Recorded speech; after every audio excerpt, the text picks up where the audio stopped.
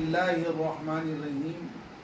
محترم ناظرین کرام، السلام علیکم ورحمۃ اللہ وبرکاتہ۔ اللہ کی صفات میں ایک نام حکیم ہے۔ حکیم کے معنی حکمت والے، اور عربی میں کہا فعل الحکیم لا یخلو عن الحکمہ، کہ حکمت والے کا کوئی کام حکمت اور مصلحت سے خالی نہیں ہوتا ہے۔ اللہ ہر شر میں انسان کے لیے خیر پیدا فرما دیتے ہیں۔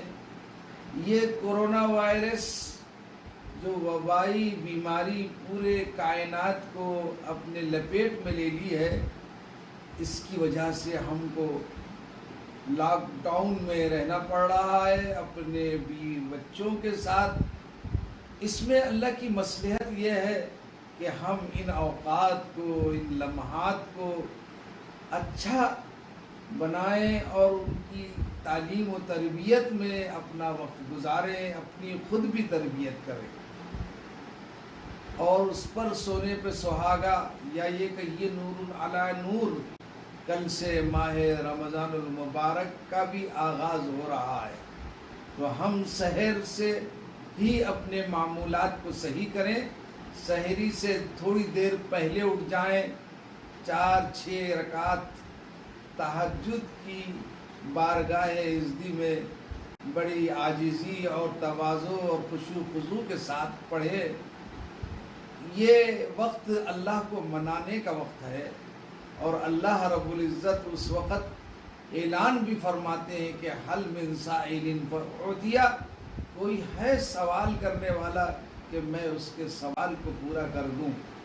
اللہ کے رسول صلی اللہ علیہ وسلم خود تہجد کا بہت اہتمام کرتے تھے، اور آپ نے فرمایا 5 کام کرو جنت میں جاؤ گے: افشوا السلام واطعموا الطعام واکسوا العریان وصلوا الارحام وصلوا والناس نیام تدخلوا جنت ربکم بسلام، کہ بھوکوں کو کھانا کھلاؤ، بے لباس کو کپڑے پہناؤ، اور سلام کو پھیلاؤ، اور فرمایا رشتہ داریوں کو جوڑو، اور اس وقت نماز پڑھو رات میں جب ساری دنیا سو رہی ہو اور تم اپنے رب سے لو لگائے ہوئے ہو، جنت میں تم سلامتی کے ساتھ داخل ہو جاؤ۔ سحر کرنے کے بعد فجر کی نماز تک تلاوت کلام پاک کا اہتمام کریں۔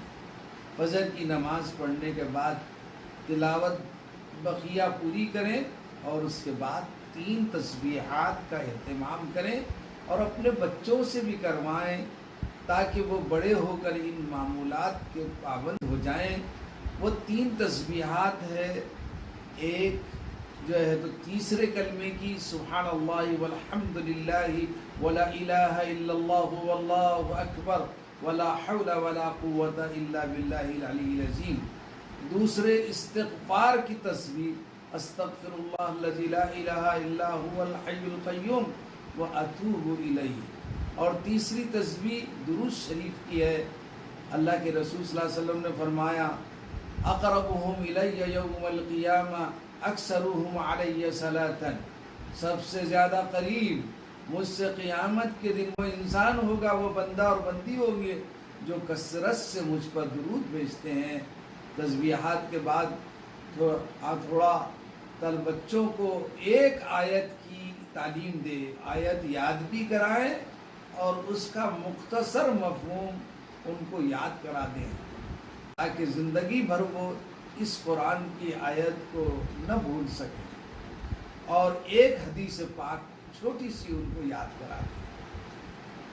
اور اس کے بعد گھر والوں کے ساتھ بیٹھ کر ایک 15 منٹ کوئی حدیث کی یا تفسیر کی کتاب جو معتبر اور مستند ہے وہ پڑھ کر سنائیں۔ معمول بنا لیں، روز پڑھیں، کیونکہ زیادہ پڑھنے سے بہتر یہ ہے کہ تھوڑا کام کرے لیکن پابندی کے ساتھ۔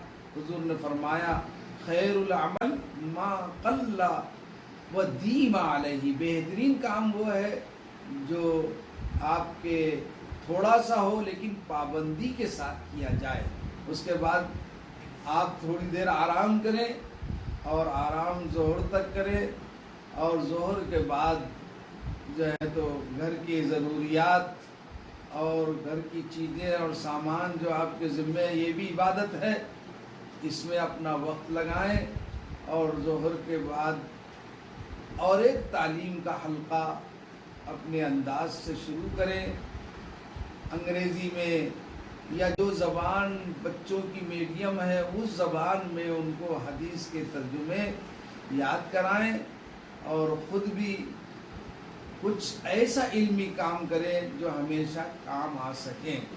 عصر کے بعد کا وقت مختصر ہوتا ہے، تلاوت کلام پاک کے بعد جو ہے تو افطار کی تیاری کرے، افطار سے پہلے کی دعائیں اللہ کے نزدیک بہت قبول ہوتی ہے۔ حدیث میں فرمایا 3 آدمیوں کی دعا رد نہیں ہوتی، ایک مظلوم کی، اور دوسرے مسافر کی، اور تیسرے افطار کے وقت دعا کی گئی۔ اس لیے افطار کے وقت اکثر لوگ انتظار میں یا باتوں میں لگ جاتے ہیں، یہ بہت بڑا نقصان ہے۔ حدیث میں فرمایا افطار کے وقت کی دعائیں اللہ کی بارگاہ میں ضرور قبول ہوتی ہے، پورے عالم کے لیے اور پورے انسانیت کے لیے، اپنے ملک کے لیے، اپنے عزیز و اقارب کے لیے دعائیں فرمائیں۔ مغرب کی نماز ادا کرنے کے بعد کھانے وغیرہ سے فارغ ہو جائیں، تھوڑی دیر آرام کریں، ایسا آرام نہ کریں کہ نیند لگ جائے، پھر عشاء کی نماز کی تیاری کر کے تراویح کی 20 رکعت کا اہتمام کرے۔ تراویح میں 2 سنتیں ہیں، ایک سنت ہے 20 رکعت مکمل پڑھنا، اور دوسرے قرآن کریم کو پورا سننا۔ جن لوگوں کو یہ نعمت میسر ہے اور جن کو میسر نہیں ہے وہ کہیں سے بھی قرآن پڑھ کر تراویح کا اہتمام کر سکتے ہیں۔ تراویح کے بعد دعا کر کے فوری سونے کی اور آرام کرنے کی کوشش کرنا چاہیے تاکہ تہجد میں اٹھ سکے۔ اور یہ جو معمولات رمضان میں آپ نے کیے ہیں، اس پیغام کو اور سیرت طیبہ کو اور حضور اکرم صلی اللہ علیہ وسلم کے لائے ہوئے دین رحمت کو تمام انسانوں تک پہنچانے کی کوشش کرنا، یہی ہمارا مقصد زندگی ہے۔ اور ہمارے نبی صلی اللہ علیہ وسلم سارے کائنات کے لیے رحمت بن کر آئے تھے، ان کی بعثت کا بھی مقصد یہی ہے کہ کوئی انسان جہنم میں نہ جائے، اور ہر ایک کو اللہ رب العزت اپنی جنت میں جگہ عطا فرمائے۔ اللہ ہمارے ان معمولات کو اور رمضان کی عبادتوں کو قبول فرمائے۔ آمین۔ وآخر دعوانا الحمدللہ رب العالمین۔